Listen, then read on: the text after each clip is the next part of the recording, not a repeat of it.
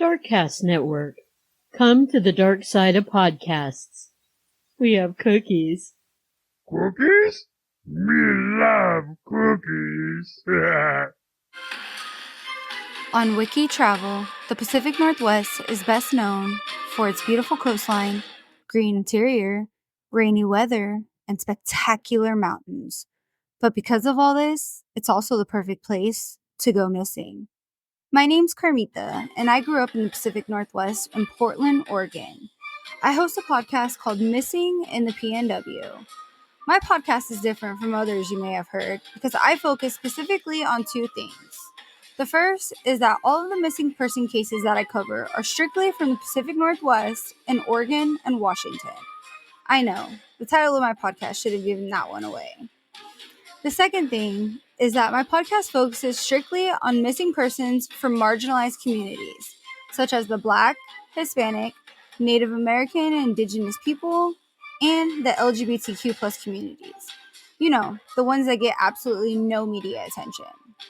Now, I am not an investigative journalist or a reporter. I'm actually a widowed mom of 3 who loves true crime and has a passion for social justice. So join me in helping to spread the word on these missing person cases and help be the voice for the ones that are now voiceless. You can find Missing in the PNW on all of the major streaming apps, as well as on socials at Missing in the PNW Podcast. If you have a case you want me to cover, please email me at missinginthepnw@gmail.com or send me a message through Facebook Messenger. I hope to talk to you soon. And remember, have fun, but be safe.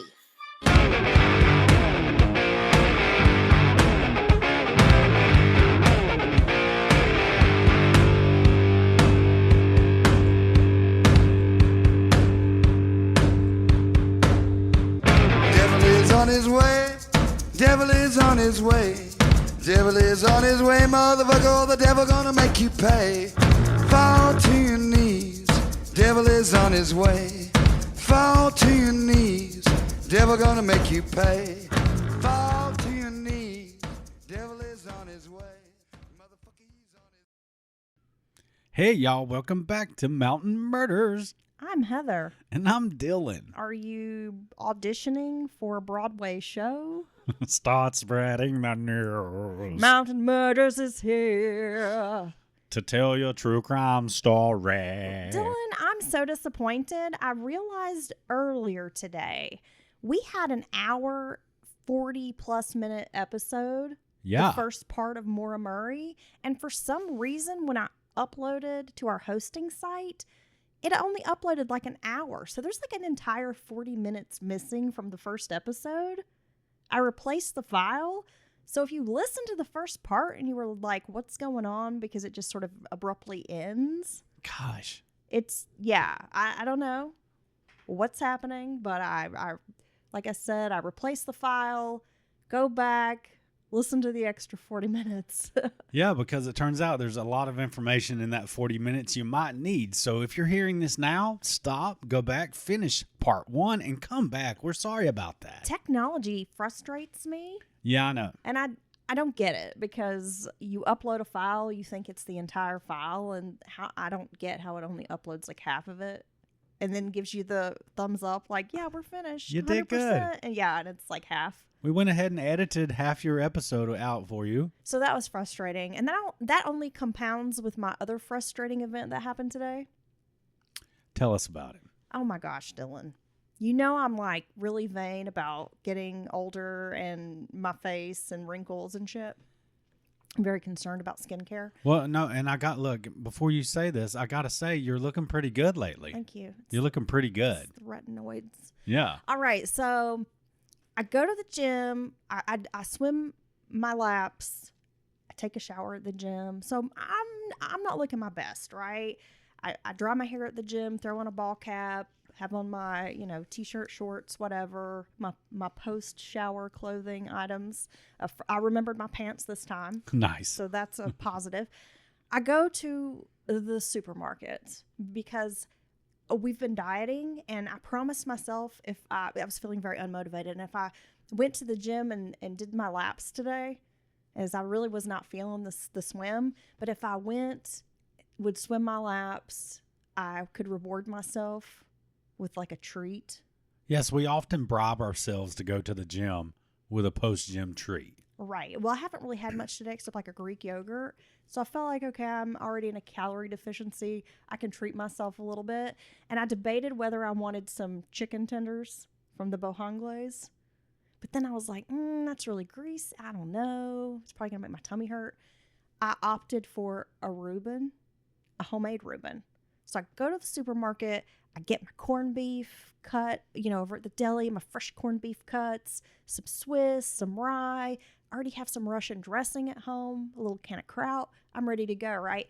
I go through the checkout line, and I don't know if the lady just wasn't paying attention or if she was purposefully just being a bitch. Or genuine. Or being genuine.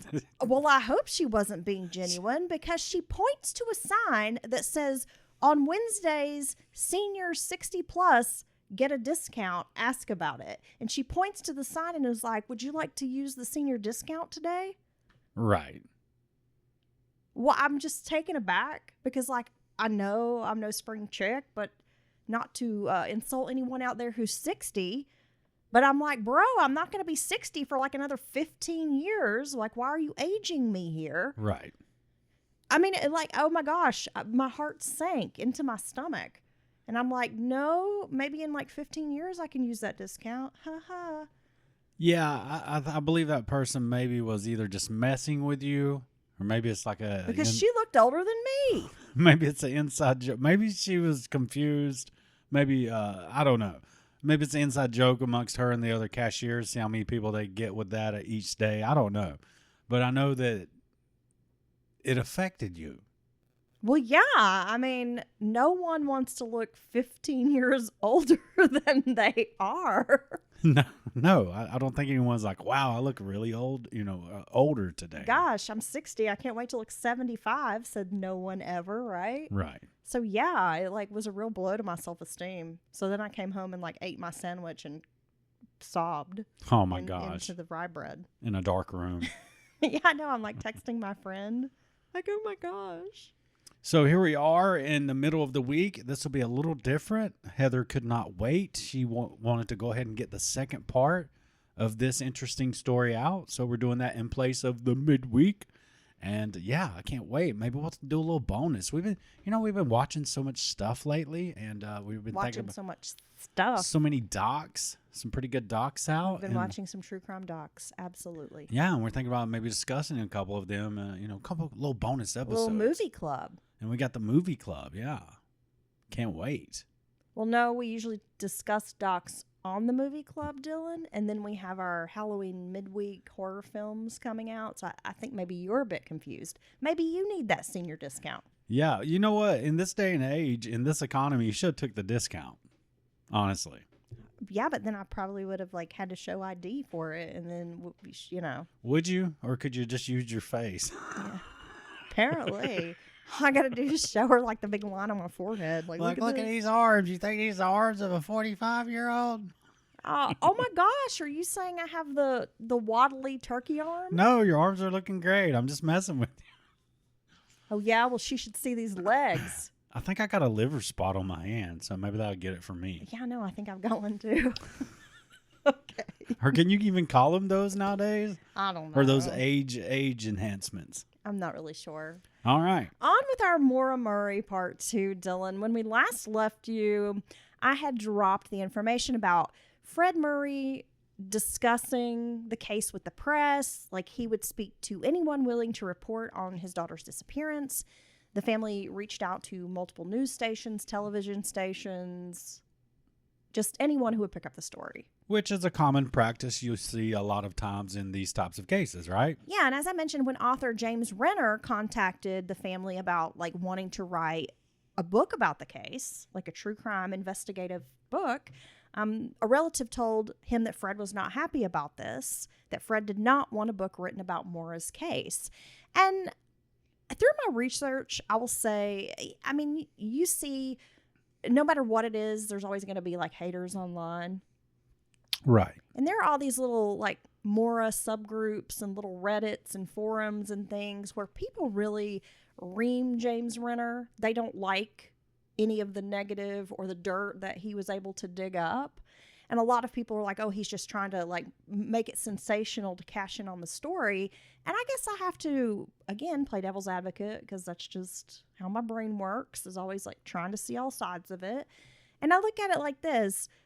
A true crime book on Maura Murray would sell anyway. Right. Because people are very fascinated by this case and really deeply interested in this case, right? So they're going to read the book regardless. He doesn't have to sensationalize it. But he's an investigative journalist, so of course he's going to go out and ask questions and maybe ask tough questions that people aren't always going to like. And in the book, he also is very forthcoming with like his own personal issues and things that are going on in his life while he's researching the book. And so I think you've got someone who's laying it on the line, like they're airing their dirty laundry as well, along with the book. So that just shows me I think he's an honest person. Well, I mean, you've read so many true crime books, and you've seen it all. You've seen the shiny, glossy version of the story. You've seen very poorly constructed version, books, books that are I don't know. It's like you say self-published. The author talks more about like themselves than they do the victims or the families or the actual story, and so I mean. Certainly, he could put out any type of book, and like you said, it's probably going to be fairly popular just because this is a very hot topic in the true crime world. Yes, a hot topic, and has, like you said, a big online presence and discussion. So yeah, but almost like a case following. This is one of those situations where people are going to have strong feelings, yeah, and they're going to. I don't know. It's just, it strikes me as odd when people, even when they have strong opinions about something, but then they're presented with new, seemingly real, accurate evidence, even if it is to the contrary of what you believe about the story or anything like that. They just refuse to accept that. And I've never understood being like that. As an author, as a journalist, as an interviewer, he's merely asking questions and getting answers. He has no control over what the reply is. Right. So it's almost like folks are implying that he just made it up. And I'm thinking, well, then he would have been sued, right? I mean, he's printing people's names in the book and the quotes, what they said. I just find that kind of an interesting part of this case because I think we just need to see the truth. We need to see all aspects. It needs to be laid out to have a better understanding of what was happening, what was going on at the time, her state of mind, right? What was happening in her life. Well, and I think that's very important when you do these deep dives into history and backstory. A lot of times you'll say, well, maybe this is a lot of information, but I think it's going to make sense in the end. And oftentimes it does. It really. Well, when you have a young woman that's being painted like she's the perfect all-American girl, but then you learn through other information that she's engaging in a lot of risky activities. Right, and having... almost acting out in some type of way. I mean, I think that's a very important element to the story that we need to hear. I agree. All right, so moving along, Dylan. Thursday afternoon, Bill and Fred go to the garage to view Maura's car. Now, the garage is owned by a local in Haverhill named Mike Lavoie. He also acted as the tow truck driver. So this is a small business. You've got Mike. He owns the garage. He drives the tow truck. Doesn't sound like he has a large staff. Right. It's just like a one-man operation, kind of hands-on, right? Fred is confused when he finds 109 items belonging to his daughter spread across the garage floor. So he walks... These items have been taken out of the car and are laid out, like displayed.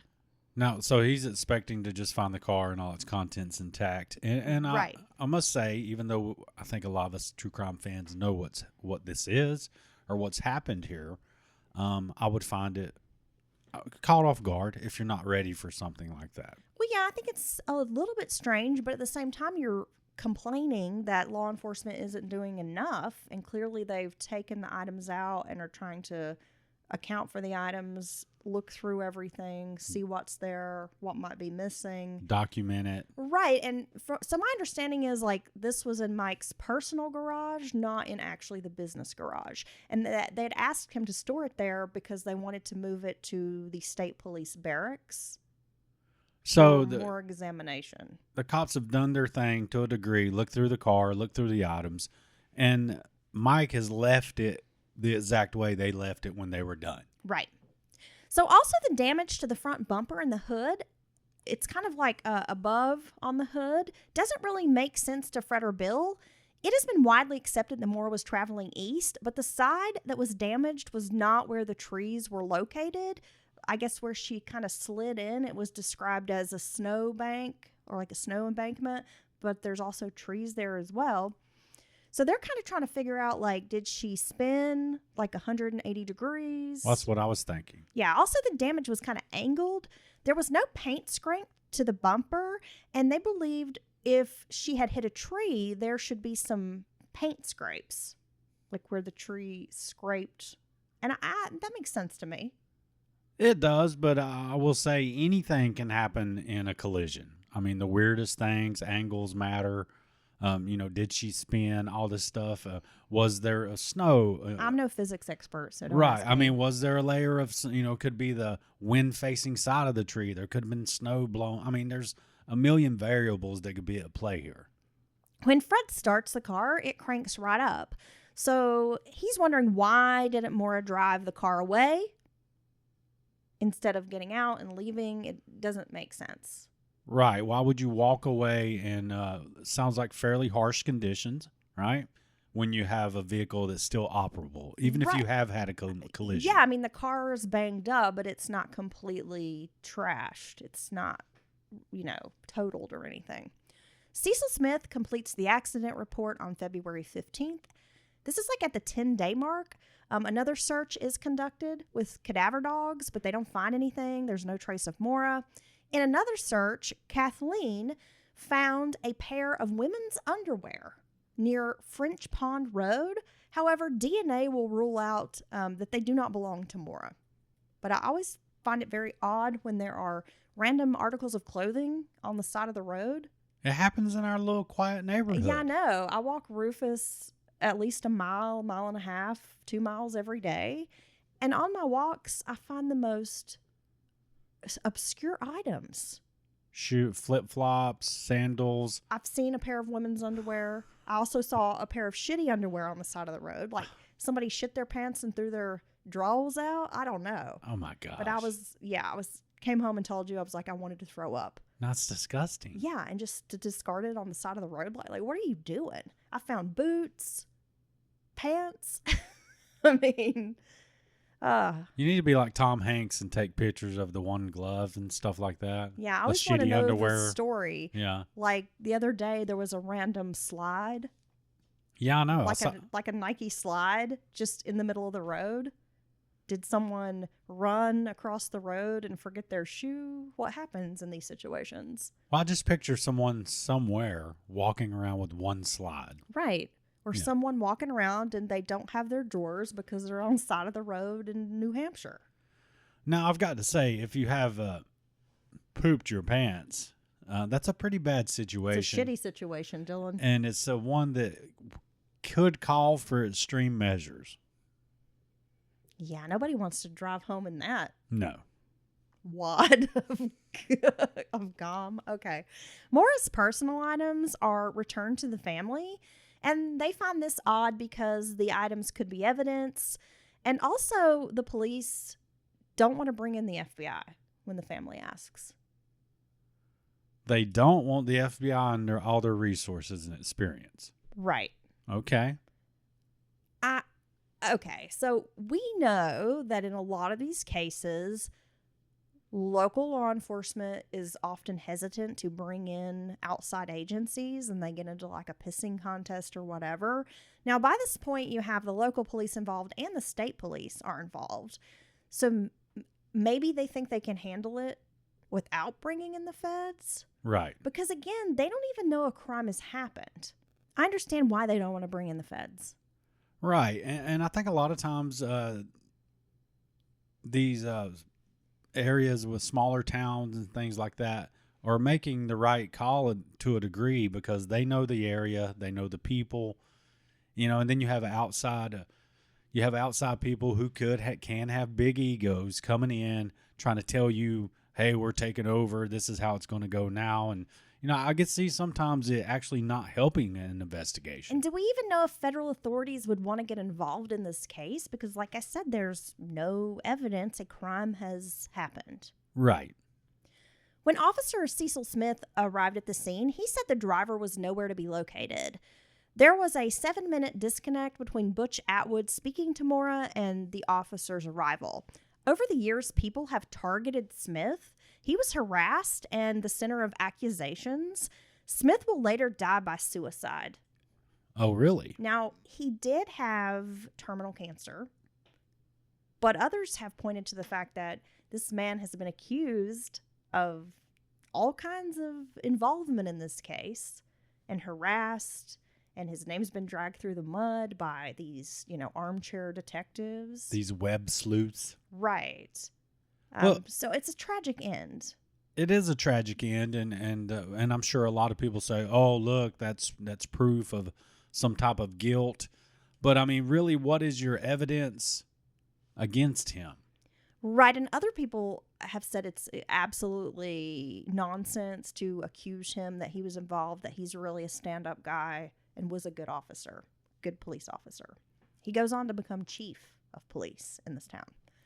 Now, not long after he arrived at the scene, 2 sheriff's deputies show up. Compounding the enigma of Maura's disappearance is the weather. The evening was harsh, below freezing with compacted snow. There were no footsteps heading away from the car, as we know, no path through the trees. Either Maura had vanished into thin air or there was another person who helped her. The Saturn was towed without being processed. No blood analysis inside the vehicle. There was no forensic sweep at the time.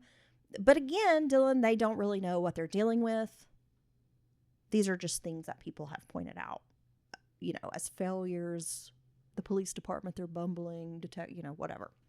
Now, Fred would eventually make a request using the Freedom of Information Act to obtain police records, automobile analysis, and video evidence. When these papers are turned over, some of the information and pages were missing. It appeared some reports might have been modified or rewritten. There was information redacted from some of the reports. Certain timestamps didn't seem to mesh with other details. Oh, okay. Right. Now, a week later, state police finally took up the investigation, but by then evidence was lost or destroyed. The ATM tape showing Maura's final known movement was kept from the family for a decade. Surveillance from a nearby gas station was cleared before police were able to obtain it. So, I mean, why would it seems like there was a gas station very close to this ATM that could have possibly caught her on camera, could have seen if there was another person in the vehicle, something like that, or if she had someone following her, like a friend. Now, I wonder why it would take a decade for the family to see some of these materials. That seems a bit odd to me. It seems that state investigators, as well as local police, were considering this an open investigation and did not want to make some of this public for whatever reason. And that's not uncommon. No, I was going to say that's normal procedure most of the time.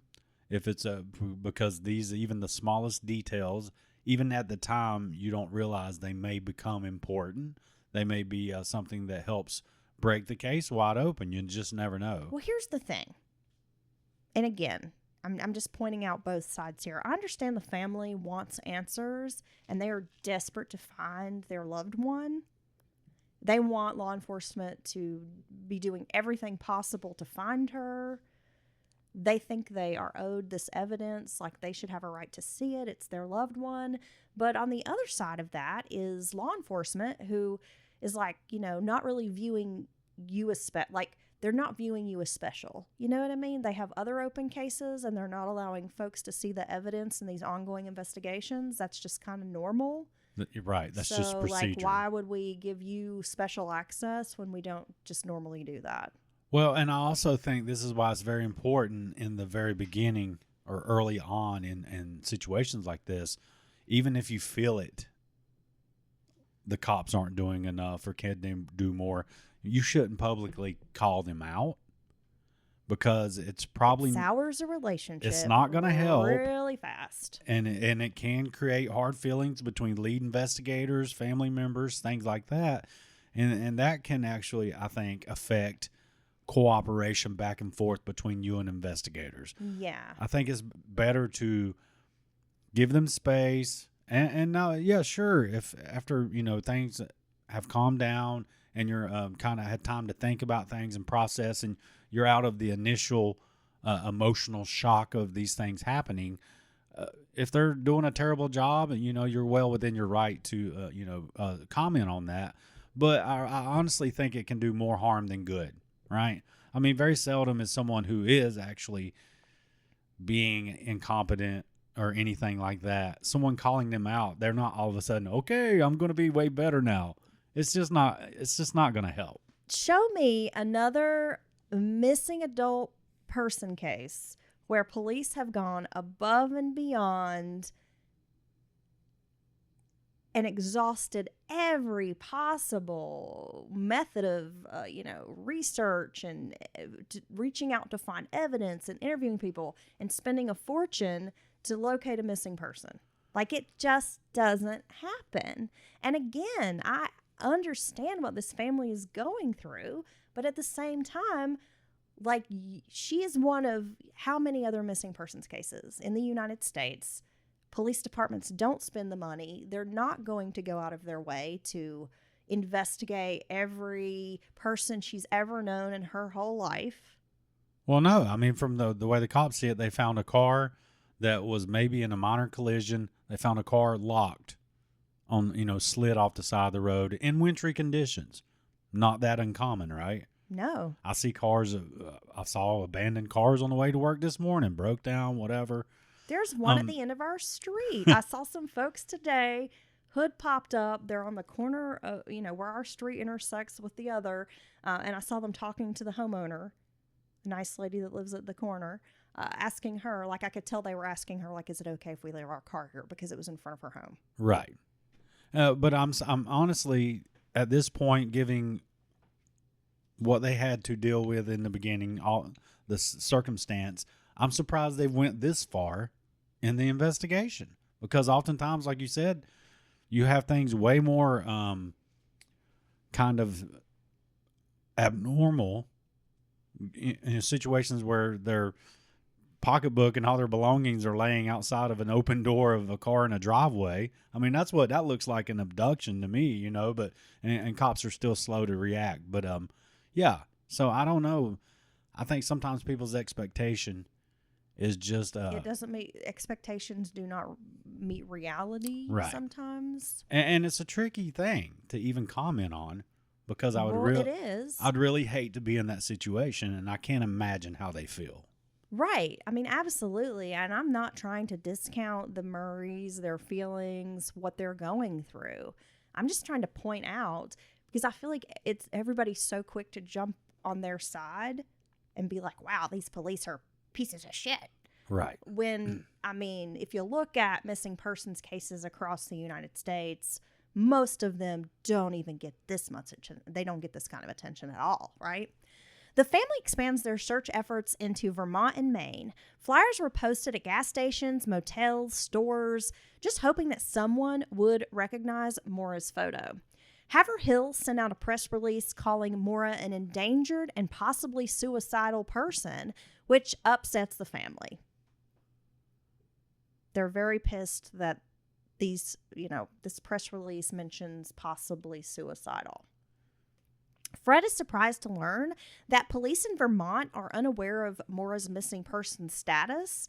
In the next town over, which is Lincoln, New Hampshire, they also don't know that Maura is missing. And so he's just beside himself that police have not reached out to the surrounding areas or across state lines to notify these other departments of her missing person status.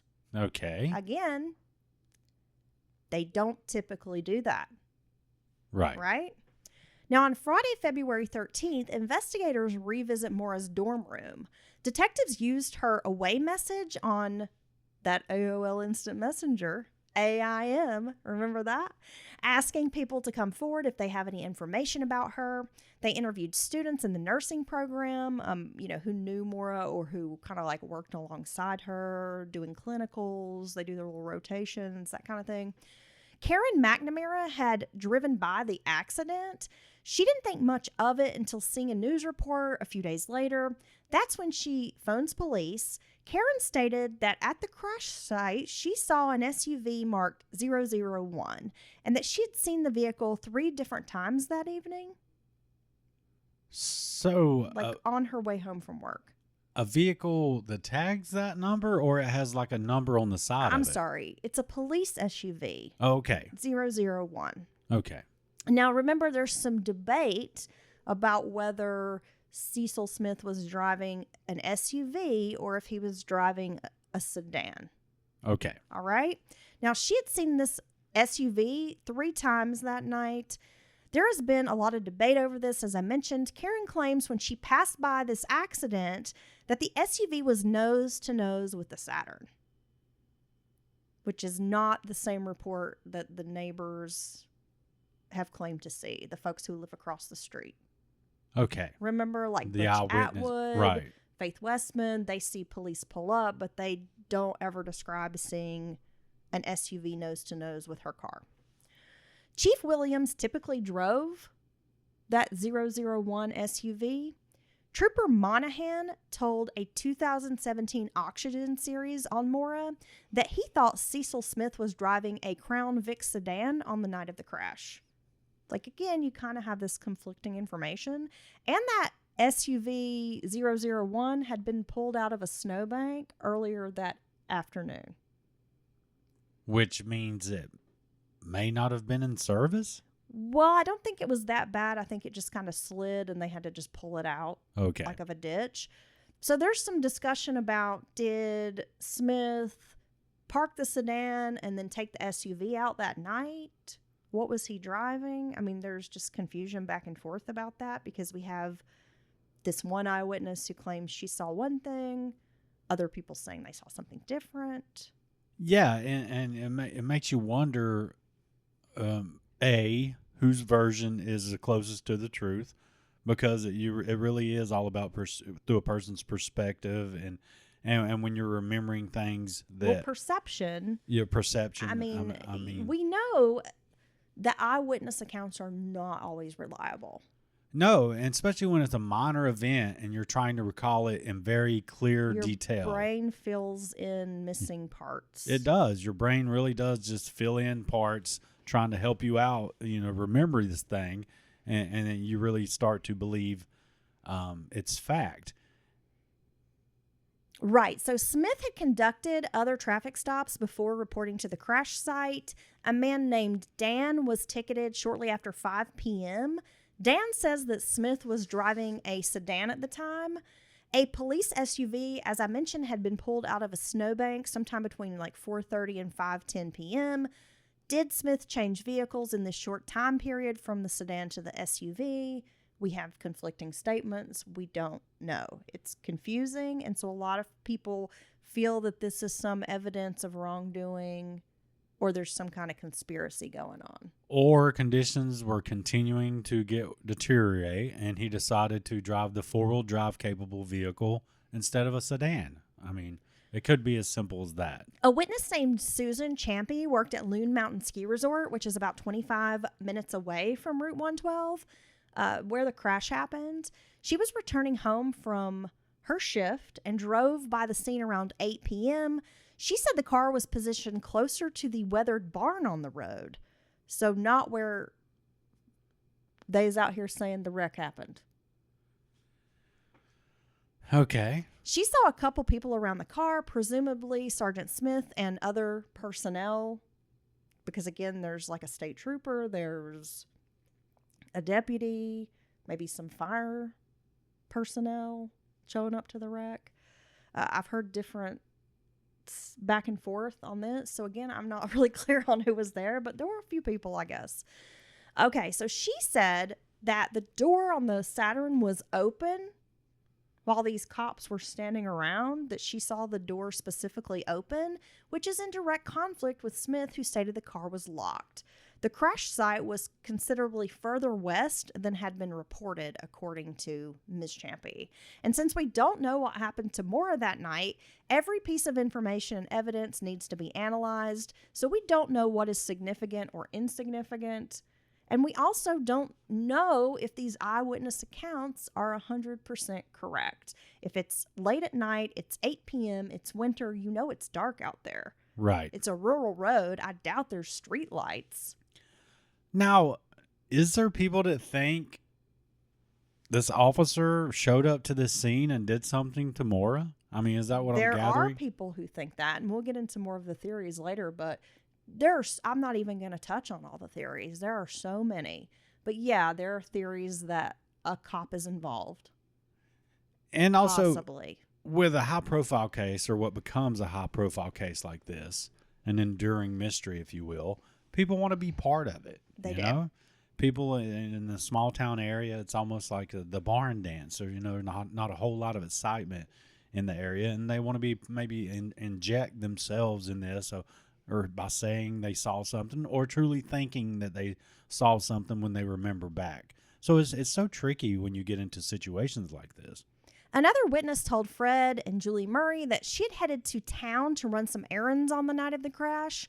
She also mentioned the doors were open on the car. The second witness to report the doors are open. So we have several witnesses who say the doors are shut, and Maura, is not there when the cop pulls up. And then here we've got people saying, well, the car door was open. Again, I mean, we just don't have clear information. And now I'm not saying it's impossible for, the first arriving officer to, I'm not saying they did, to maybe do something inappropriate or something even deadly. Because I remember not long ago I heard, again, I think it was a Dateline, it was a cop, I want to say, in Alaska. And he would go on patrol by himself, and he would coax women into his car by offering rides or, detaining them, if you will, and try to get sex from them. Yeah. And he ended up killing at least one girl, I know. And so, yeah, cops can be bad people. I'm not saying they can't be. Oh, absolutely. Right. I mean, we know that's true. All right. So eventually the family must leave New Hampshire. They've been there for a while. They are trying their best to find Maura, doing everything they can, but they've got lives. They've got jobs. They have a mortgage. They have car payments, right? They have to get back to their lives at some point. And that's got to be one of the hardest elements of being in this situation, because after the initial response and everyone's, everything kind of freezes while you try to find your loved one. But like you're saying, life does go on. You got to go back to work, go back to school, drop the kids off at daycare and just get kind of back into the routine. And it must be a very hard thing for a person to do. Right. Well, leaving without Maura was painful, and they can't afford to stay there forever, like I mentioned. Fred returns every weekend after to search. He gets to know locals, hoping that someone knows something and will come forward, that maybe if he can, ingratiate himself into the community and make friends, that eventually somebody will slip up and say something. Or feel obligated to tell him. Yeah. Right. As days stretched into weeks, investigators and the public were faced with a troubling question. What happened to Maura Murray? Fred and family exhaust every possible lead in Maura's disappearance. And again, I mean, they're growing weary. They're doing everything they can, and they don't seem to be making any headway. Over the next few years, there are official searches led by law enforcement, but most efforts were due to volunteers. Several locals offered their services for free. This was a great help to family because these people who gave their time so selflessly are folks who know the area, have grown up here, understand the woods, have maybe hunted in those woods. Yeah, and they're going to, one person like that's going to be worth 20 people, professionals from outside the area, right? Driven by desperation, the family tried collaborating over the years with law enforcement, but mostly they were leading the charge alone. Fred Murray has called has been called relentless by a lot of people because he would not give up searching for his daughter. Julie recalled on her podcast Media Pressure that her dad rappelled once into a mine shaft. He had no training or experience whatsoever, but he was willing to do it if it meant finding his daughter. Wow. The kind of dedication, I mean, it really is amazing. No, it's so sad. He's driven by this sadness and this need to find out, even if it's the ultimate discovery of, say, her remains or something. He just wants to know what happened to his daughter. Well, it's a true testament that this family, and especially Fred Murray, love Maura and that they are willing to do anything to find her, risk their own lives and safety, like go the distance. And that's admirable. It is. Now, multiple theories developed, but each was filled with flaws. There's no real answer to any of the questions. And the more we find answers, the more questions we end up with, right? It's just more mystery added to this case. As Fred Murray began hanging out at local joints in Haverhill, he heard some of the same names over and over again. A persistent rumor is known as the Loon Mountain 3.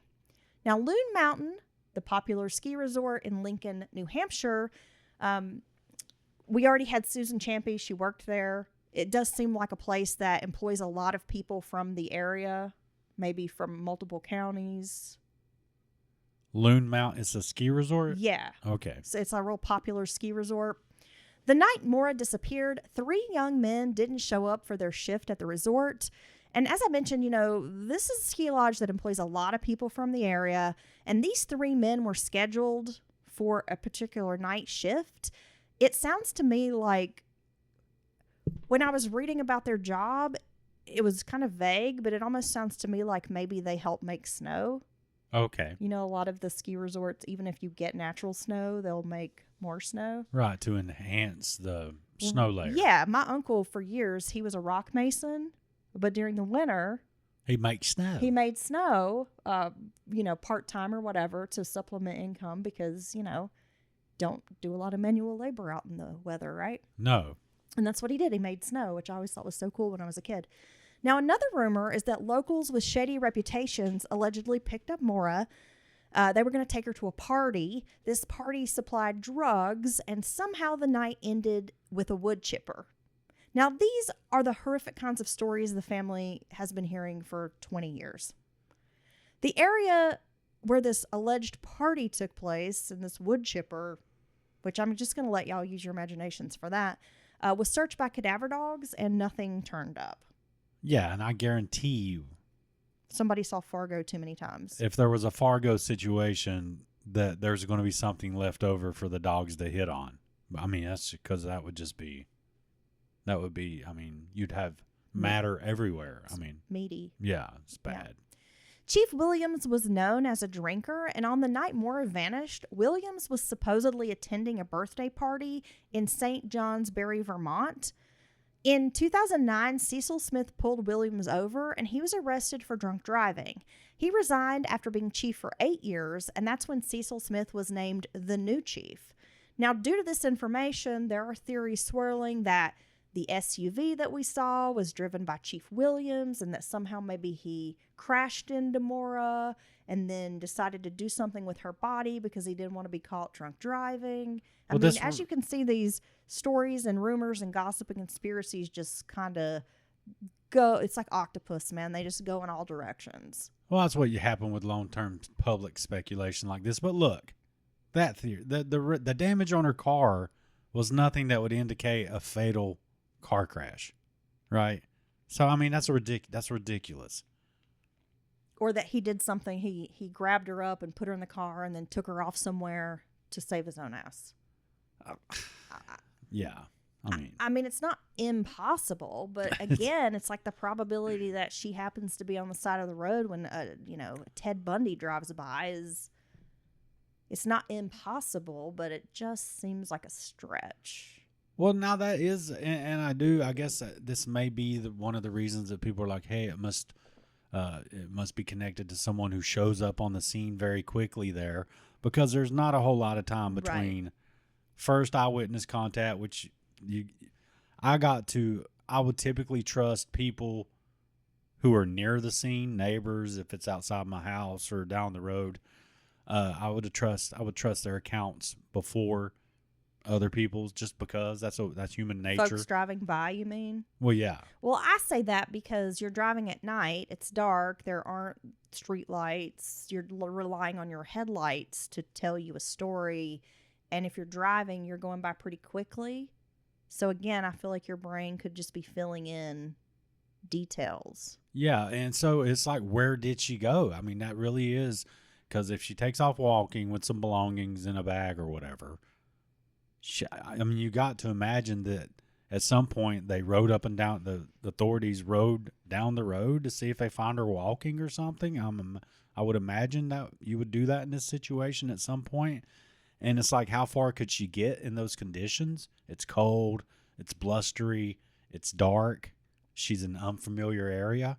So it's like, probably dressed inappropriately. It just seems like she's got on jeans and a winter coat, but not really, geared up. Yeah. No thermals, probably not wearing snow boots. Was somebody following her? Was she driving somewhere and someone she knows following her to that place as well, and then she just hops in the other vehicle and takes off? I mean, that has also been a proposed theory. Now, since Maura disappeared at the beginning of social media, she became the first missing person of the digital age. A volunteer created a website with Maura's information and photos. People could send in tips. Over the years, there have been countless sightings of Maura. I mean, there are folks in Quebec, Canada, who swear up and down, and this is not just one person, but like multiple eyewitnesses who swear that Maura's living in Canada and that they have seen her in Quebec. And she's like living a normal life up there. Yeah, but I mean, honestly, those sightings, I mean, how many times have we seen that in cases? The people, I just know it was this person, and then sometimes they're able to actually find the person. They just look similar to the victim, or they look nothing like the victim. So that's tricky as well. An early sighting was near Cumberland Farms, which is in Concord, New Hampshire. A witness saw a young woman fitting Maura's description mouth the words, "Help me." She was with a large older man who had white hair. Richard Forcier was another neighbor who lived in the area where Maura went missing. He lived across the street from Butch Atwood at the corner of Route 112 and Bradley Hill Road. Now, at the time, Forcier was living in a trailer while building a new home on the property. So he's got like a home construction, and then he's like living in a trailer kind of next to that. A few months after Maura disappeared, Forcier claimed that he saw a young person on foot around 8:30 p.m.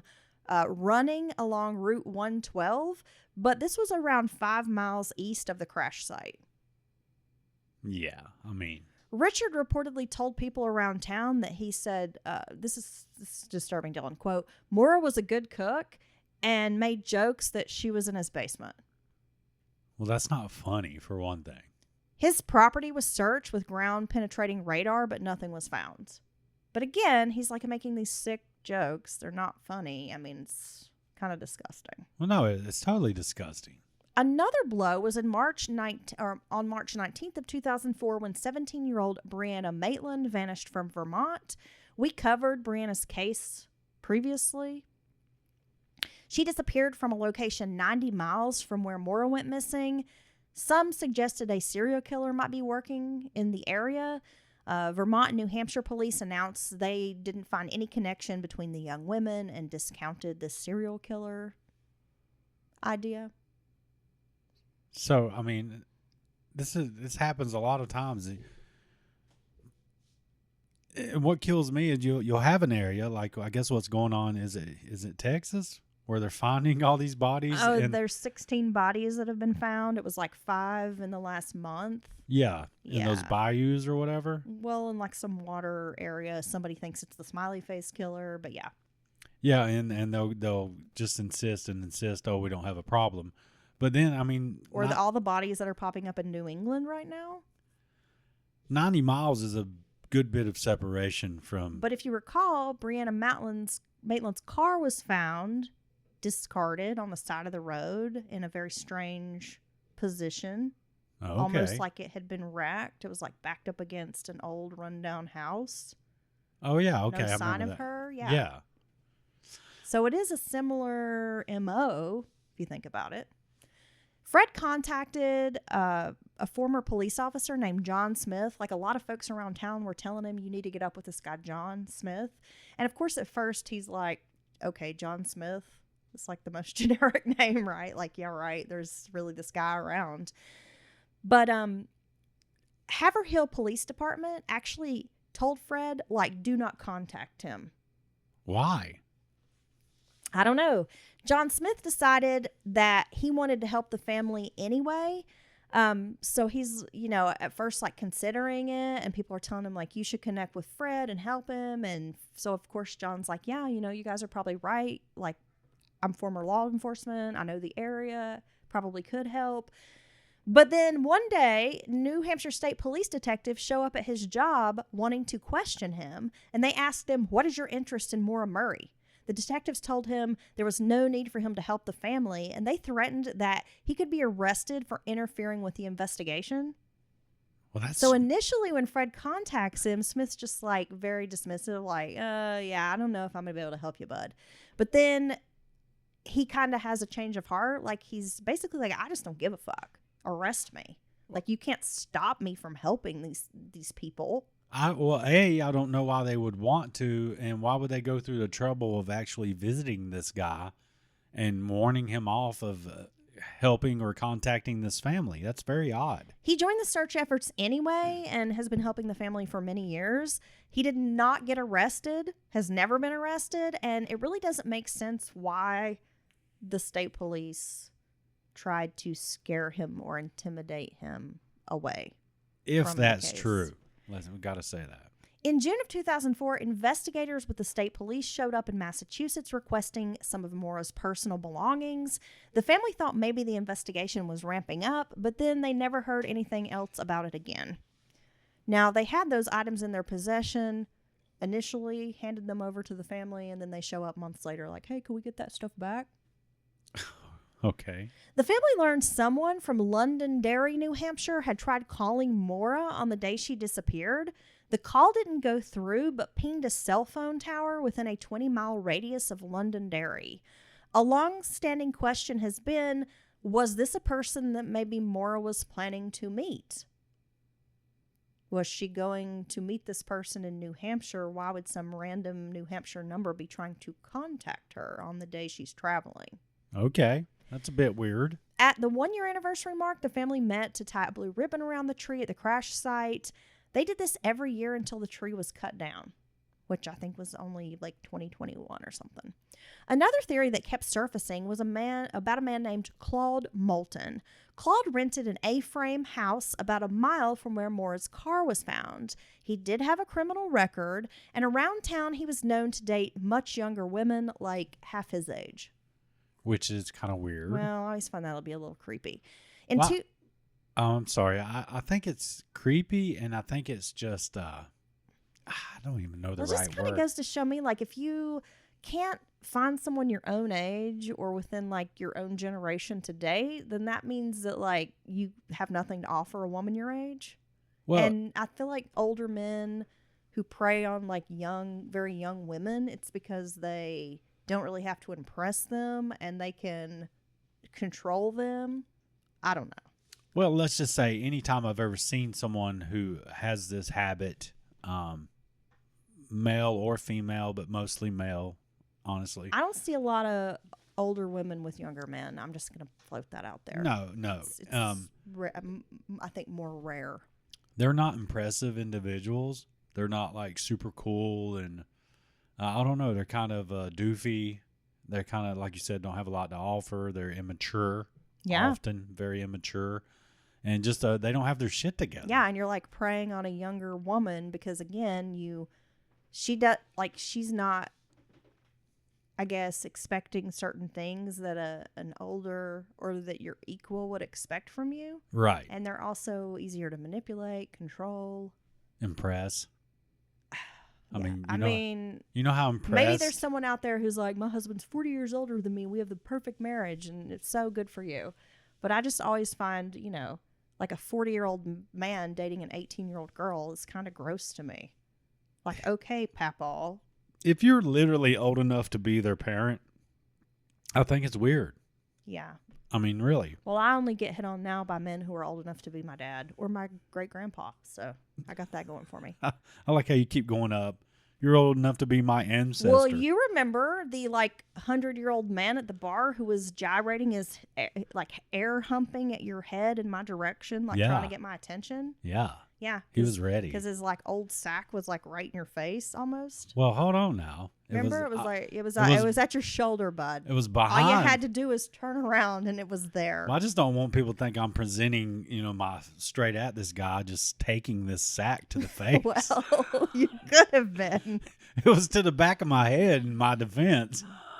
He was behind me.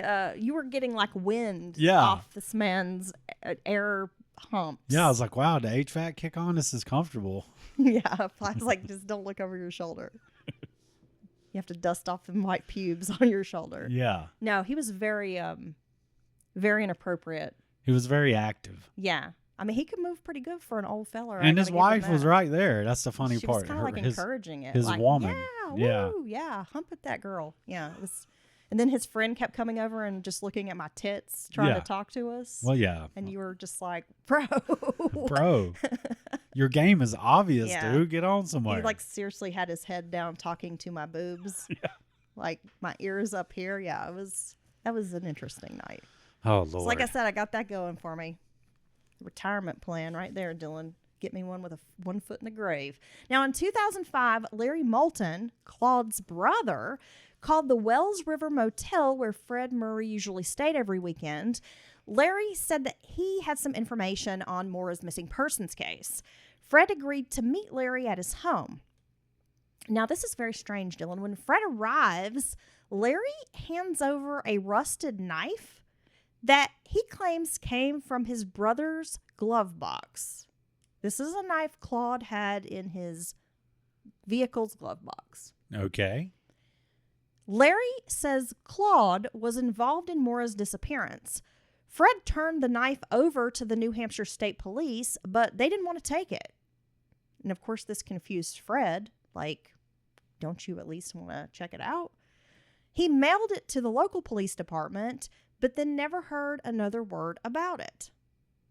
Claude had gotten rid of his car, a red Volvo, right after Maura vanished, and he moved out of that A-frame house as well. His ex-wife reported that before he moved out of the house, Claude ripped up the carpet in the downstairs. He told her it was because there was water damage. In 2006, New Hampshire League of Investigators launched a search of the residence. They had permission from the owner. Now, this house had been shuttered since Claude had moved out. Oh, really? Right. So whoever owned the home, Claude's landlord, gave him permission to go in and check it out. It had been untouched since Claude had left. They hadn't had anybody living there.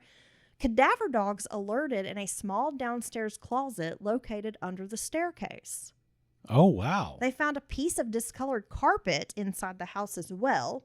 There was also a concrete slab that had been poured on the side yard, and there didn't really seem to be a reason for it, nothing had been constructed there, and so it was really odd and out of place to have this concrete slab. To go through the trouble of pouring it.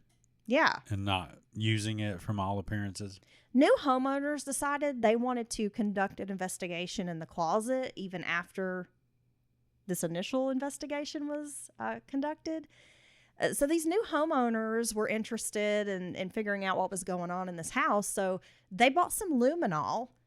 And according to the homeowners, the closet showed blood. Their kids started having nightmares, and the family eventually sold the house and moved out. The Murrays were able to get some of the wood paneling from inside this house, particularly this closet. It was tested for human blood, and DNA tests revealed the blood came from a male and female. Okay. Unfortunately, the sample was too degraded to link to anyone, but it was human blood, and they knew it belonged to a male and a female. So intermingled male and female DNA. Yeah. The family got permission to search the property with ground-penetrating radar. One spot seemed to hit, but it turned out to be a septic system.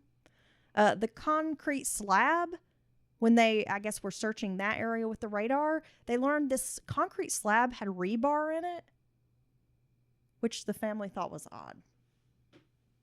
Well, I would say it's a properly constructed concrete pad, right?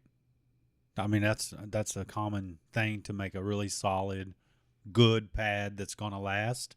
Or if you're going to set something that's very heavy on it, right, it's going to help that concrete stay intact. But, yeah, I don't know exactly what they find odd about that. Just because it had rebar in it. I guess maybe they thought, like, why did he put this here? It didn't make sense. It's in an odd spot. It was not being used for anything particular.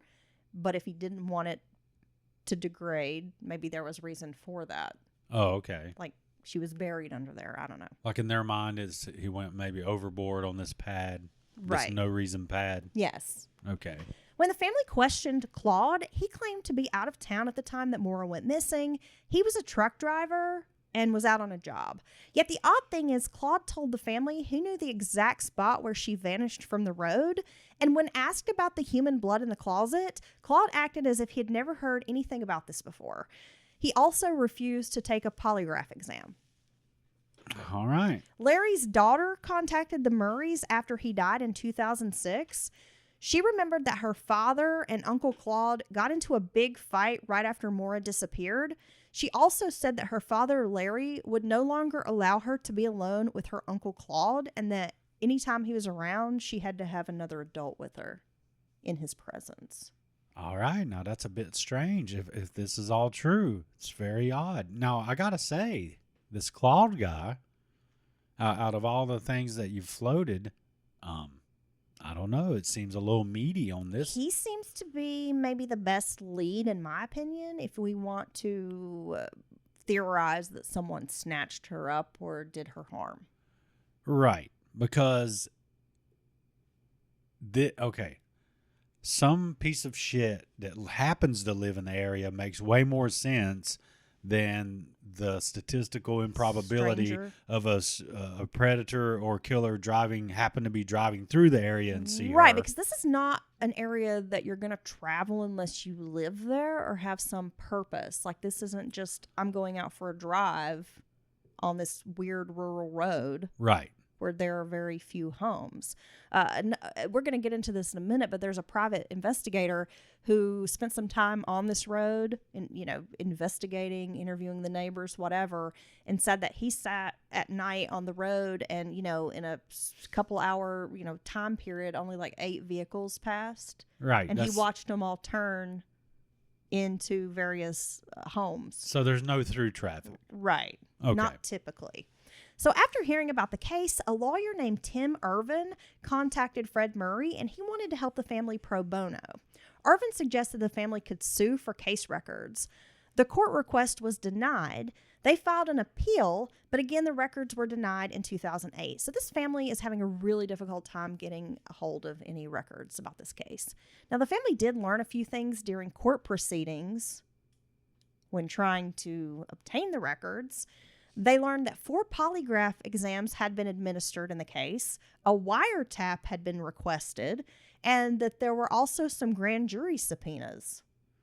Okay. I mean, so that sounds like someone who's working a case pretty hard, right? Yeah. Yeah, I mean... well, to discredit the work that they've done, that law enforcement has done in this case, I mean, it sounds to me like they've actually done a lot for a missing persons case. Well, it sounds like they've done more than most of the time. Right. Now, in 2010, the family organized a search of French Pond. It was over 3 miles away from Maura's car, where it was located. Butch Atwood claimed that the night Maura went missing, he got into his car and did a search.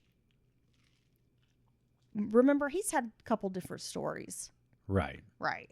Now, the Quincy, Massachusetts police dive team came up with equipment to search the pond.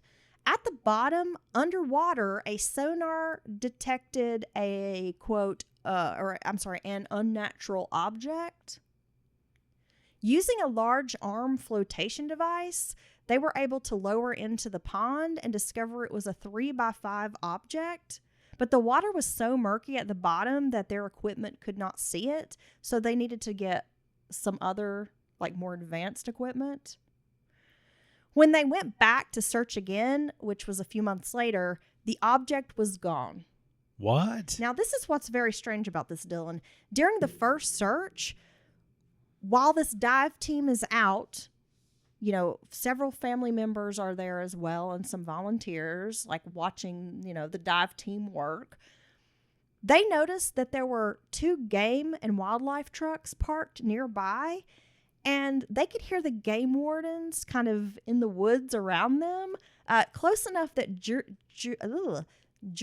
Julie Murray could hear them on their radios, like, talking about, like, yeah, they're out here. Yeah, they got something. You know, like, she could hear them say, so they were, like, spying on this search. Oh, that's weird. Now, like you say, devil's advocate could be they're just curious, right? They might know of this case, obviously, and they're like, wow, I can't, you know, okay, they're searching this pond, and maybe they were just being voyeuristic, if you will.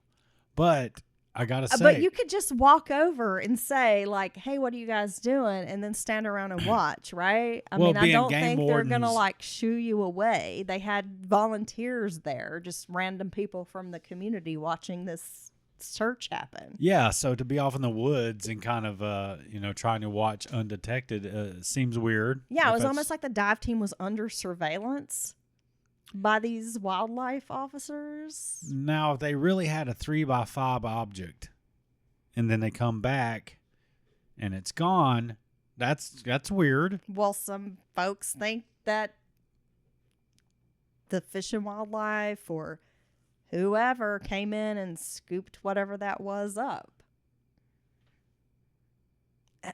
I mean, it's really weird. Well, everybody's been a suspect. Let's talk more about the 1996 Saturn. Now, after it was sitting in Mike Lavoie's garage, it was returned to the family. And then after several months, the state police seized the vehicle once more. A forensic investigator analyzed the car and determined there was additional bumper damage from moving the car. The gas tank was full at the time, so Maura had stopped somewhere to buy gas before she disappeared. Vehicles also have a black box like aircrafts. Did you know that? Yeah, they have a little brain box in there, and it can give you all kinds of information. Speed, it sometimes record impact. Yeah, see, I didn't know that, but it's called a sensing diagnostic module that records information. The Saturn went off the roadway along the eastbound shoulder of Route 112 just past this barn. This was the forensic guy's conclusion. The first recorded action was likely when the car slipped into the ravine or snowbank, as it's been called. And the other report indicated that the car had hit like a tree or an object. The high beams were on at the time, and the driver had not been wearing a seatbelt. Maura was always known to wear a seatbelt, so her family found that odd. After airbag deployment, someone attempted to start the car around 7 times. But Fred had started it at the garage 1 time, so they're assuming maybe Maura had tried to crank the car like 6 times. Oh, okay. And it didn't start or whatever. Well, yeah, maybe because there's a rag in the tailpipe. Well, there's that. I seriously don't even know how she made it that far in that vehicle with the exhaust cut off like that. I don't either. I really don't. It doesn't compute for me. No, and I got to say one thing before I forget. From the family's perspective, whoever they requested a wiretap on, I would be curious about who that was, because that's not something you do lightly. Samesies, yeah. That is something you do when you have other evidence or a very, very strong suspicion, and it would have to be supported by some type of evidence to even make that request to get a warrant for the tap. So, yeah. Another weird thing found in Maura's car was a Chrysler logo. And nobody knows why it was there. It was like a piece broken off from a Chrysler car. Okay. Maybe she's a big Chrysler fan. You think so? I just love Chryslers. I got the Saturn, right? I wish I had a Sebring. But when I make it, I just want a convertible Sebring. Yeah, my mom had a Sebring. I had a neighbor, this old timer, and it was not a convertible, but my mom had a Sebring. He had this really old convertible Sebring, and it was like his pride and joy. You know, he'd get it out of... I worked for this real estate couple or like he was the broker in charge at the agency I worked for. Yeah. Yeah. And he had a convertible Sebring, and it was older, but he and his wife, that was like their fun car, I guess. Yeah, he would keep it, and only on a sunny, beautiful day. They would drive it to work. Take off in this. I mean, it was real old and kind of beat up. Well, this was like 2010 or something, and this was like a 96 Sebring convertible or something. But hey, good for y'all. It would just always tickle me because he was a very short little man, and he always wore these very ill-fitting suits. Oh. And I would think, honey, just get that tailored, please. Somebody get this man. He was very short, and then the jackets were always like past his knees. Somebody get this man a fitted suit. Yeah, somebody I knew at work was like, just sell the Sebring bill and get your suit tailored. Like, what are you doing? Anyway, in 2019, the basement of a home was searched, but sadly, they did not find Maura. So again, I don't know whose basement that was, but it was some random basement in this area. Sadly, they didn't find her. Then another piece of information trickled in 2021. Remember the Loon Mountain 3? Well, a body was found on Loon Mountain. And so it automatically became this idea that the Loon Mountain 3, these guys who didn't show up for work that night, had killed Maura, and now we found her body. But testing revealed that the bones were out of date range to be Maura. Okay. I think they were like newer or like fresher bones. Like maybe the murder hadn't been so, I guess, old or whatever. I don't know. Well, damn, who killed the person on Loon Mountain? Well, I'm not really sure, but I think maybe they figured that out. Now, after all these years, the family still seeks answers. Maura's mother passed away from cancer in 2009, and sadly, her sister Kathleen succumbed to the same cancer in 2021. Damn. Without ever finding out where Maura was. Now, the thing about the area where Maura disappeared is it's rural for miles. As I mentioned, there's no destination, and it's not the kind of place where you just drive. And if you don't live in the area, you're probably not driving there. So, and there's also no cell phone service in this area either. And what was she doing there? Well, again, I mean, we don't know what she was doing in this area. I mean, you kept saying this is not really somewhere you drive through. And then I'm just like, wait, me and my goldfish memory, I'm like, I didn't want to ask because I thought you might have already said it earlier in the story. But like, what is she doing there? I'm not sure. Was I mean, someone again, nobody following someone else really or knows. Someone getting her to go somewhere with them? And, gosh, it's such a, I mean, I understand people's kind of fascination with this particular missing person story. I mean, I really do, because it's very strange. And like I said, there are so many theories out there, and I'm going to touch on a few here, but I'm not touching on all of them. I mean, if I did that, like I said, we could have like an 8-part episode. Jeez. Because the theories, some of them range from like, okay, that kind of makes sense, to just completely outrageous. Well, yeah, that Claude guy, honestly, has been about the strongest one I've heard so far, personally. Renner interviewed a retired state policeman named John Healy. Now, Healy has his own theory about what happened to Maura. He believes she was murdered.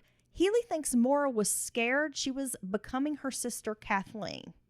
Now, this guy's done some extensive investigation. According to Healy, every time he called Kathleen to try to speak to her about Maura's case, that she was always drunk and intoxicated, and he could never get straight answers out of her. So she's still having substance issues? Yes. Healy honed in on Butch Atwood, who had given 3 different versions of what happened, or what he thinks happened the night Maura went missing. So Healy thinks that Butch Atwood knows who took Maura, but that he's afraid to say anything, that he's been scared to come forward with the information. Okay. Which, if Claude Moulton had something to do with it, maybe he was afraid of Claude Moulton. Right, who lived right down the road. Right. By the time Healy tracked him down, Butch Atwood had moved to Florida. And he said that, he's trying to get Butch to answer his questions. And, these are questions Butch has answered several times before. He's been interviewed by law enforcement more than once. Right. He said Healy said Butch just refused to talk and shut down. Didn't want to answer the questions. pretended like he couldn't remember. I don't know. And Healy, again, he's like, I think this guy's afraid that he's been threatened and intimidated, and I think he's afraid to tell what he knows. Or he's just over it. He's just over the fact that he happened to see this poor girl who went missing and has been questioned over and over, maybe even sometimes accused of some wrongdoing he didn't do. So, I mean, that could be the case. He's went so far as he's moved. It's been a long time. He could just be over it. Well, I think this was actually not long after he had moved to Florida, because at the time, Healy was an active investigator. Oh, okay. With the state police. So this isn't years and years later. No. Okay. No. So Healy also says that Rick Forcier was, quote, a strange puppy. Now, that's the guy who lived in the trailer that would make those sick jokes about Maura being a good cook and being in his basement. Yeah, weird shit. Now, he refused to let law enforcement search his property. Healy also didn't believe that the crash happened the way it had been described. He thinks Maura hit something more like a semi-truck or like rear-ended somebody due to the hood being bent inward and kind of from above. And the damage being up kind of high up, not on the end of the car, right, but up on the hood. Yeah. Or a big truck. It wouldn't have to be a semi. It could be a box truck or something like that. There have been others who say Fred Murray isn't always being truthful. Like when discussing Maura leaving West Point, he always says, well, it's just because she wanted to be a nurse. He doesn't mention anything about the trouble. He doesn't address the stealing or any of the risky behavior, her drinking, her crashing cars. I mean, we've mentioned that before, but... Right, and that could just be a dad not thinking those things matter. And just being more concerned about his daughter's character. Right, but I guess a lot of those internet sleuths, Dylan, feel like he's maybe being a little shady or holding back information, or that the fact that he is almost kind of covering up these things, that maybe there's something strange about him or that he could be involved. There have been theories that the $4,000 cash that he had taken out of the bank to buy a car might have been for some other purpose. There were thoughts that maybe Maura was going to take her sister Kathleen to a rehab facility or like meet her at a rehab facility. Other people have suggested that perhaps there was some inappropriate thing going on and he was paying her off so she could leave. Yeah. And not come forward with some information she had. Well, and it's like when early on they wanted to keep it in the press, in front of the press, interviews with anyone. But then when they find out a reputable investigative journalist, which is as good as any private eye or anything you'll ever, maybe even better as far as, talking to people and digging up facts and information, he's against that. See, that's a bit weird. Is it because he's afraid this person may dig deep below the surface and uncover information that it doesn't want to come out? I mean, or I'm not making any accusations here. I'm just going off of the information that we have, which is that there are family members who say the relationship seemed very strange between this father and daughter, almost bordering inappropriate. Right. You have several kids in the family who have issues. Sister's an addict. Maura is having issues, and I think the older brother also had some issues, maybe with alcohol, and people say Fred was quite a drinker. So, I mean, it does seem like this family has some dysfunction, and we all know that a lot of times addiction, and that's like rooted in something maybe traumatic, and people are trying to drink themselves or use drugs to kind of numb whatever pain they're having. Well, it's true. And or the acting out, maybe Maura was acting out because of some kind of trauma. And again, I'm not making any allegations, but I'm just connecting some dots that have already been floated out there.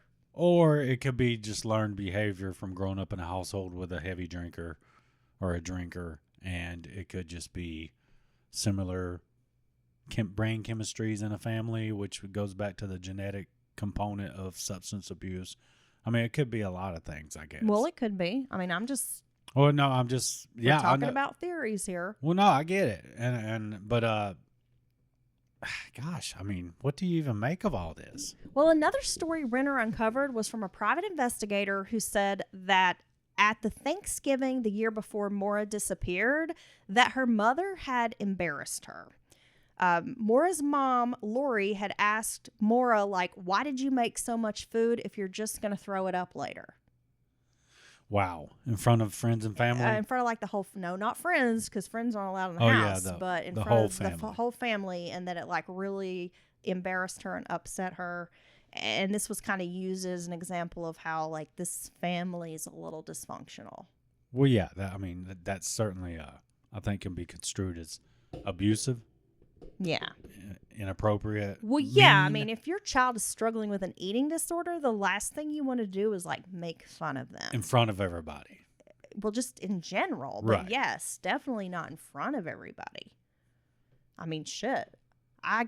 My dad called me Miss Piggy my whole life. And then by the time I was in high school, I was like anorexic and I never ate. I would starve myself. So, I mean, that shit affects kids, you know? Right. Now, Megan Sawyer, a friend from West Point, said that she was advised by a family spokesperson, which is this relative named Helen Dwyer Murray, to keep quiet about Maura. Helen had ordered all of Maura's friends to not let any of the negative information about Maura get out. All right. I mean, That again, this relative who kind of took over as the spokesperson, I think she was like an aunt by marriage or something, kind of assumed this role. And when Renner was going to write this book and people were asking questions, that this aunt like called around and was like warning everybody, like, don't you dare say anything about her. well, again, is this just about her character? Is this, they don't want people openly discussing issues she may be having? I mean, I don't know. It's almost like you either want the whole story figured out and told or you don't. I mean, when you start trying to control a narrative like this, no matter your intent, it's not gonna help, I don't think. During one of the searches for Maura during summer of 2004, human remains were located on Mount Canacamangas. Wow. Canacamangas? I wish I don't know. lived up on Canacamangas. It ended up being a man who had disappeared 20 years earlier.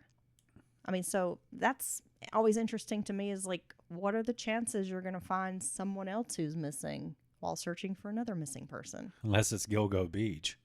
Yeah. Jeez. Yeah. They couldn't throw a rock without hitting the body of that place. So like I said, I mean, there are a lot of theories out there. Foul play. We have quite a few suspects, if you will, or persons of interest. We have various theories that she's taken her own life, that she's living in another place under assumed identity. Because another interesting thing, Dylan, is I believe it was in like 2011, or maybe it was around that time. I didn't put it in my notes because I was like, oh, I'll remember that. But then, of course, I don't remember it. Maura's like Social Security pinged in Maine. Really? Yeah. Okay. Which is a little strange, right? Well, it is. I think it was at a bank or something. But then someone else explained it in some other way. Like, well, if someone was running a search, it might have pinged that way. Or if someone wrote a Social Security number down wrong and inputted it, like say your Social Security just happens to be a digit off of what Maura's is, and you're doing something at the bank. I mean, I guess maybe that could happen as well. And like I said, there have been multiple reports of Maura being in Canada and multiple eyewitnesses who claim they've seen her there and that she's living her life. They've seen her. They describe her as being athletic, that she rides a bicycle. She visits a certain neighborhood, frequents a certain neighborhood, shops, coffee shops. Now, is she one of those people that truly do walk away from their lives? But I mean, you leave all the money behind and stuff. So that's kind of weird, right? What money? Or are you talking? Oh no, I guess Fred had the 4,000. Never mind. Well, but again, there's theories that he gave her that money and she left town. So, again, I don't know. I mean, there's so many directions this case goes. And to be so prevalent on the internet and social media, I mean, you're never, ever, ever again tempted to reach out to anyone, family, friends. What's like the Amy Bradley case? Or even come to a side anonymously and say, look, guys, for whatever reason, I left my life. Leave me be. It's my business. Stop all this discussion. Quit talking about me. Keep my name out of your mouth. You get Will Smith to go around and smack some people. Yeah. And everybody just to stop talking about you and just stop and leave it be. I'm fine. I'm not going to tell you where I am or what I'm doing, but I'm fine. But now, if she were to self-harm herself, committed suicide there in that area, you'd have to imagine eventually some point her remains would be discovered by someone, and they haven't been. So, I mean, gosh, it's just... There was also a lady who worked at a liquor store in Haverhill who claimed that on the evening of this accident, Maura came in the store with 2 other women into this liquor store. She didn't say whether Maura made a purchase. Maybe the other women did. I'm not sure. But that Maura left with these 2 women. And of course, this liquor store doesn't have any cameras because it's like some old, some old package store or something. But this lady claims that she came in and she saw Maura when her photo was released in the media. The lady called police and said, I saw this girl. Like, she came in the liquor store. She was with 2 women. Okay. So now you got 2 women in the mix with her. Yeah. Gosh. Okay, so Fred Murray has said, quote, we'll never stop. Even if we never find her, we keep searching. That's what love does. It refuses to quit. And after all that's been said and done, I really, truly believe that he loves his daughter at the end of the day. Yeah. I mean, he's gone to great lengths here. And that's why I think it's speculation, all that. Let's all be honest. We're true crime fans. It's kind of fun to try. I mean, to think it's not fun that it happened, but to think about it and try to figure these things out, to discuss it, and to know all the details and try to put the pieces together. I mean, that's what drives the interest in true crime, I think. But when you get into like, oh, there could have been inappropriate behavior, and you start dissecting people's every move and what other hearsay about what they did or what they might not have done, that's where it gets into the kind of gross part of true crime for me. You know what I'm saying? Yeah, I understand. But when you do have relatives, like, for example, Janice, Lori's sister, had told James Renner that she always found Fred to be a little, like, strange or off-putting. I don't know. One thing that troubled her was he was in college when he met Lori, and Lori was only 15. And he was college age? And he was in college, and that he pursued her until she agreed to, like, go out with him. Okay, well, that's gross. But something, yeah. And then there was another part in the James Renner book, and folks should really read it, True Crime Addict by James Renner. He goes to Fred's home to interview him, and this is, like 2010, 11, 12, somewhere in there. It's been some time has passed since she's vanished, and Fred is no longer living in his home in Weymouth, Mass, and has moved to, like, the coast. And his house is being foreclosed on at this time. So it's an empty house. But James Renner goes, obviously there's nobody there, and there's a shed on the property, and he said, like, the door was kind of open, like this junky shed, and he just went in there and found stacks of Penthouse magazines. Oh. And he opened one of them because there was something kind of like lodged in the magazine, and that it was 2 photos of these young girls, like school photos or something, and it had their names on it. And when he asked someone else, like, do you know who these girls are? They said those were Fred's cousins. And he just thought that was really odd that pictures of 2 young girls would be shoved into a pornographic magazine. Well, yeah. I mean, if that's true, that's very weird. I don't see, I mean, he could be lying, but I guess I just don't see the point. Like, why would you lie about that? You could be sued. I mean, that just seems like and you don't have to lie because people are going to buy your book anyway. You don't have to like lie about this shit or make this stuff up to make it more sensational, in my opinion. I mean, people are going to buy the book regardless, right? Well, of course, we know there is such a thing as yellow journalism, and not every author or investigative journalist has been the most, perfectly innocent and ethical. But this case has plenty of elements anyway. So I think it would be dumb to add things like that if it didn't happen, because there's already plenty of interest, and it's already a very weird case with lots of, possibilities. So yeah, I agree with you. Well, there's also some fella who's volunteered with the case for a while and like does social media for the family that presented, I think it was in like 2020, 2021 at CrimeCon, which is a big deal. Like on behalf of the family, presented something, about the case at CrimeCon. Yeah. And he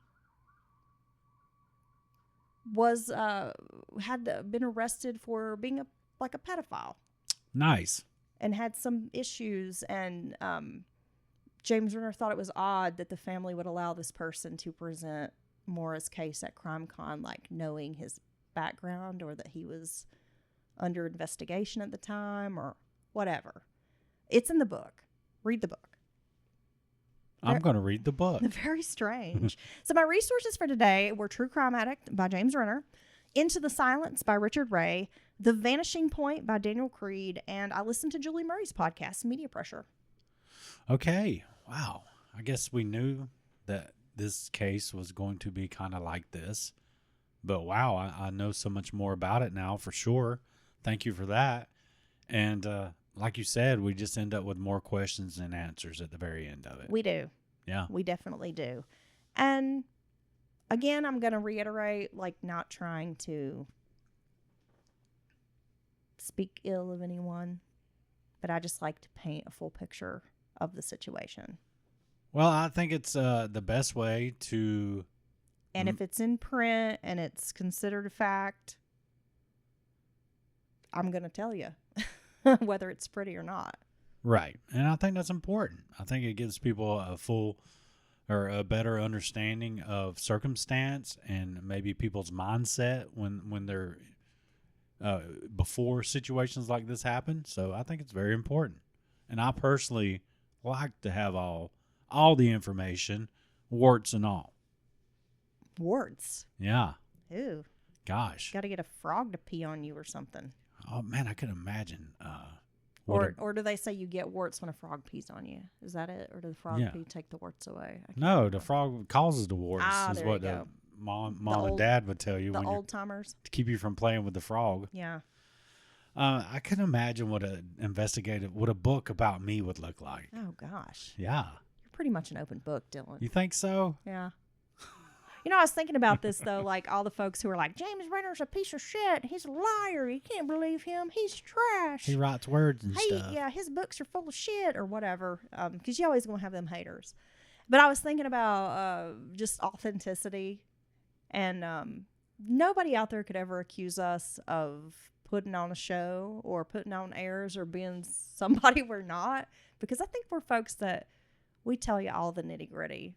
Like, we're open book, and I think we probably tell our listeners too much. Yeah, right? I think that's true. Our listeners know that our technical capabilities have likely held our podcast back over the years. Our honesty has probably held our podcast back. Our honesty, but I will start saying diabolical. If that maybe helps us go up the chart some. Yeah. That's diabolical. Well, what you really have to do, Dylan, you watch a lot of TikTok. So I want you to create a list of buzzwords. We can even make like an Excel spreadsheet with buzzwords. Yeah. And so like every couple of sentences, I'm going to plug in one of those youthful buzzwords. Okay. So that we seem cool. And then maybe the lady at Publix will ask me if I'm 60. Nice. Yeah. I like that plan. Maybe if I start saying diabolical more often. Yeah. Yeah. I think it'll help us climb the charts. Or that's cooked, or I don't know. Like, what are the kids saying? Oh, we're so cooked. Gosh, dude, these kids, it changes so fast now. Oh, I saw apparently now, like, Oh, don't make me crash out. your fashion Yeah. is like, instead of saying, like, look at my drip, it's like my aura. Oh, yeah. I didn't know that. Yeah. I'll be like Heather was walking through Publix, totally aura farming. There you go. Right. Okay. Or Does that mean she's- I got big dick energy? Or? Well, it means you're kind of like just, you're going to leave them in a state of shock in some way, or you're kind of pulling all the attention to you. Well, clearly I am with my old ass face. Sounds like you were going to crash out on that cashier. Can you asked tell me where the prunes and the metal mucil are? asked you Do about. you have a jazzy scooter accessible? All right, so I'll brush up on, guys. Like I said, this generation is constantly changing with the whatever you call it, their slang. The aura is always changing. Yeah, that's how it works. When did a hot dog become a glizzy? Oh yeah, well What is that even? I mean, what the fuck is that even? that's been that has been a thing for a minute. Look, I'm not hip. Okay, so you gotta like explain this to me. munching on a glizzy or gulping down a glizzy. I actually think that is going to be the downfall of the hot dog market. Like we talk about things that go the way of the dinosaurs as the generations move on. People are going to stop Not eating. the lips and assholes and like the nasty parts that are in the hot dog. It's going to be because People are going gonna to make fun of you. Glizzy. Yeah, basically, they're going to make fun of you if they see you eating a hot dog. Man, glizzies are good then. Shit, I love glizzies. I wanted a glizzy with some like slaw and onions and mustard and chili on it. Dude, I take like 3 glizzies to the face right now. Give me a loaded glizzy. Yeah, Load that glizzy up. that's a great name for a punk band. Loaded Glizzy. Put some slaw on that glizzy. Go ahead and gulp it down, munch it. No, but it's like every generation has a slang. You could usually be like 20, 30, maybe 50 words for a whole generation. That was your slang. Cool. Or when bad meant cool. Barferific. But Tubular. nowadays it changes month to month. Slaying.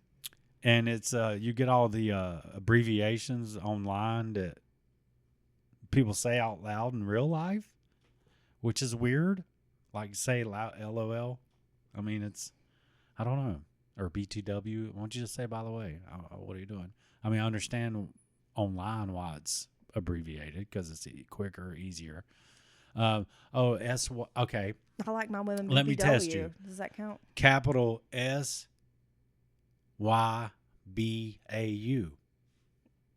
SYBAU. I know this one. Do you really? I learned this one the other day. It's shut your bitch ass up. Yes. Right? I learned that the other What's day. up, bro? Let's go. Just say it. Yeah, just Just say it. Don't spray it. SBAYU, buddy. Don't be such an L7 weenie.